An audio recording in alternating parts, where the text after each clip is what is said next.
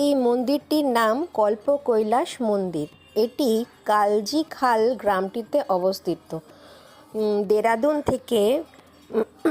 দেরাদুন থেকে সকাল 7টার সময় বেরিয়ে আমি বিকেল 5টা নাগাদ এই গ্রামটিতে পৌঁছেছিলাম। এটাতে সামনে ক্ষীরগঙ্গা আর গঙ্গা প্রবাহিত হয়েছে। 1827 খ্রিস্টাব্দে এইটা একজন ইংরেজ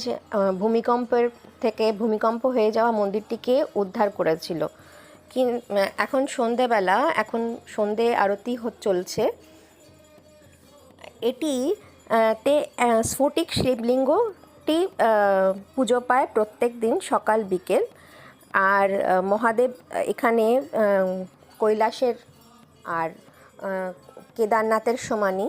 এই যে সামনে যে নদীটা দেখা যাচ্ছে, এটা কিন্তু ক্ষীরগঙ্গা আর গঙ্গা দুটো একসঙ্গে মিলিত হয়েছে এই জায়গাটিতে। আর সামনে যেই দূরে পর্বতটি দেখা যাচ্ছে সাদা রঙের চূড়াটা, এটা হচ্ছে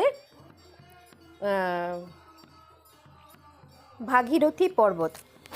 তো এখানে গঙ্গোত্রী যাওয়ার জন্য আমাদের এক রাতের বিশ্রাম ছিল। 2025-এ এই ধ্বংসপ্রায় অবস্থা